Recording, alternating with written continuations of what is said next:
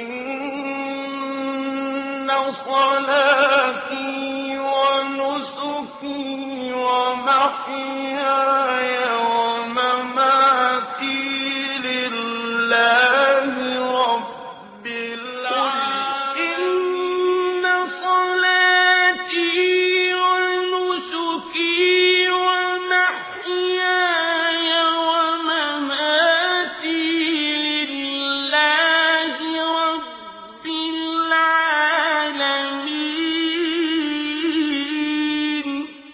Assalamu alaikum wa rahmatullah. Alhamdulillah, wassalatu wassalamu ala rasulillah.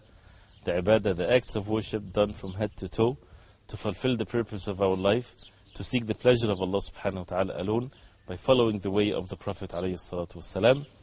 We're still in the subject of the tongue, this amazing muscle that never gets tired and either would take the person to Jannah or takes the person to the hellfire. May Allah subhanahu wa ta'ala forbid.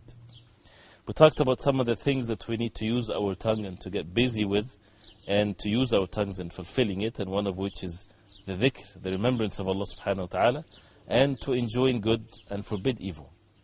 Also Allah subhanahu wa ta'ala said in the Quran, وَقُولُوا لِلنَّاسِ حُسْنًا. Say to people what is good. Speak what is good. Always speak what is good. And the verse talks about an-nas, all people, all mankind. Doesn't matter whether it's a Muslim or a non-Muslim, to always speak what is good and to stay away from speaking what is evil.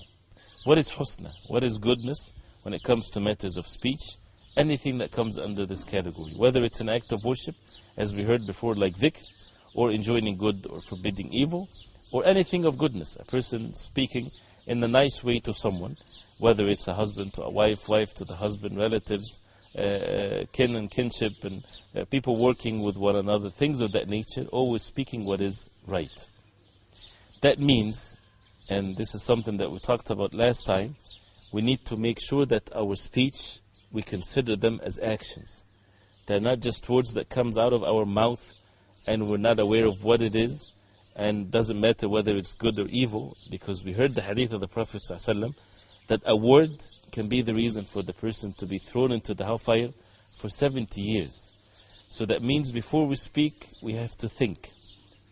And we think whether the speech is benefiting or not. If it's benefiting, we speak.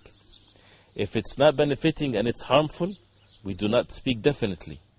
And if a person is in doubt, whether it's benefiting or not, what to do then? Imam al-Nawawi rahimahullah, he said, not to speak. That means out of 3 cases here, right, you only speak in 2 of them, right? You don't speak the 3rd one. You only speak 1 time, or 1 case only you would speak, and that is when you know for sure that speaking is benefiting. If it's not benefiting and it's harmful, you don't speak. If you are in doubt, don't speak. You won't be asked in the Day of Judgment about something that you didn't say because you were not sure if it's evil or not, but you will be asked if you spoke and it was evil. So that means we would speak less and we would listen more. And that's why Allah subhanahu wa ta'ala, He gave us 2 ears and 1 tongue, and 1 mouth, so that we would speak less. And that's why we need to seek the knowledge and convey the knowledge and to speak what is right and to fulfill and to follow the way of the Prophet alayhi salatu wasalam. Also, one of the things that we need to do with our tongue, and that is to be with those who, and support those who are in the truth. To speak the truth. If we are asked to give a witness on something, that we have to fulfill that. And this is an order from Allah subhanahu wa ta'ala, وَأَقِيمُوا الشَّهَادَةَ لِلَّهِ, that you have to establish the witness for the sake of Allah subhanahu wa ta'ala. If you are called to witness that of something that you saw, then you go and you say what you saw exactly the same way that you saw it. And whoever conceal the shahada and the witnessing, this is a major sin, the opposite of that. So to use our tongue to say what is right, to witness in front of a judge, for example, in the proper way, this is definitely an act that Allah subhanahu wa ta'ala wants from us. Teaching what is right. And this is actually a type of dhikr. And the Prophet ﷺ said, خَيْرُكُمْ مَنْ تَعَلَّمَ الْقُرْآنَ وَعَلَّمَهُ, which means the best among you are those who learn the Qur'an and teach it to others. So they learn the Qur'an, they learn the deen of Islam, so that the benefit is extended to others. And that's why when we teach, but we have to make sure that we speak in the truth. We're not saying anything out of our own desire, but according to the Qur'an and the Sunnah of the Prophet ﷺ. This is something that Allah subhanahu wa ta'ala wants from us.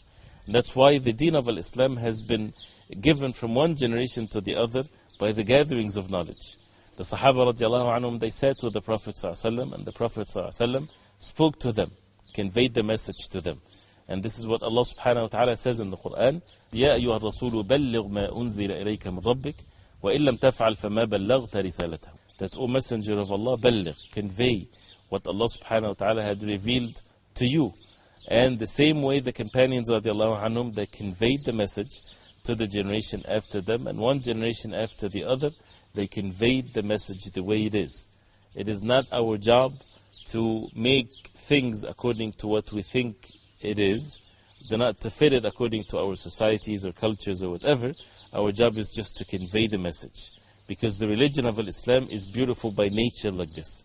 Whether people comprehend it or not, but our job is to convey the message the way that Allah subhanahu wa ta'ala revealed it to the Prophet sallallahu alaihi wasallam. Many different things to be said. If we look at our day, from the moment that we wake up, it is the sunnah of the Prophet sallallahu alaihi wasallam that the first words that comes out of our mouths when we wake up in the morning is the dhikr of Allah subhanahu wa ta'ala. Is to say, for example, Alhamdulillah alladhi ahyana ba'dama amatana wa ilayhi al-nushur. That you say Alhamdulillah, being grateful to Allah subhanahu wa ta'ala, the one that gave us life after we had died, which is the minor death as a result of sleeping. And to Allah subhanahu wa ta'ala we shall return. So you start your awakening time by the remembrance of Allah subhanahu wa ta'ala. And then when it comes to for example, the Fajr Salah and the things to be said and dhikr and so on and so forth, and then people need their worldly gain and to seek provisions, and that is to say what is right and to stay away from what is evil. And we have relationships, and you can see even in matters of very serious relationships, the word of the mouth is something that has so much heavy weight to it in the deen of Allah subhanahu wa ta'ala. We know how in the religion of Islam it is forbidden for the person to commit zina, to commit fornication. And all the things that leads to that, it's haram. And some people, they find it very strict and very clear because it's a perfect way of life. And how this is considered to be major sins and so on. But then what makes this haram, what makes this relationship a forbidden relationship, and take it from that level to be such a recommended relationship, and a person will get rewards in such a relationship, is by the word of mouth. How is that? When both the men and the women, and there is a guardian for the women, and there's witnesses, and there is mahr being mentioned, which is the dowry, the money, and so on. And then what happens is in the gathering, then it will be said for the guardian to say, I make you marry my daughter, for example, with the word of mouth. And then the husband would say, or the man would say, I accept the marriage of your daughter.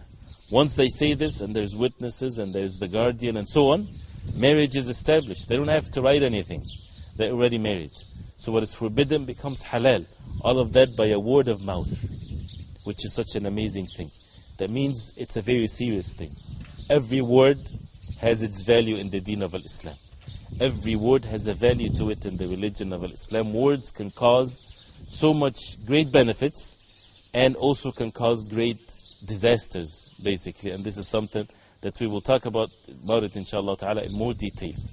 But we need to focus more on the benefits of what we say with our tongues. It is something that to do less when it comes to talking to people.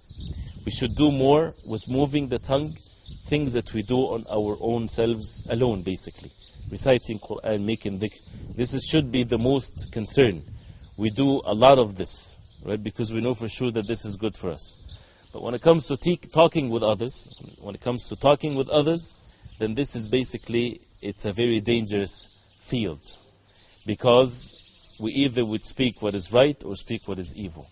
And we are responsible for every word we say. So this is when we need to be very careful and to limit our talks and our speeches and so on and so forth in things that pleases Allah subhanahu wa ta'ala, calling people to what is right and speaking what is good, and to be aware not to speak and to be excessive in speaking, which is when we talk about the things to be said, we can say many good things, but don't be excessive.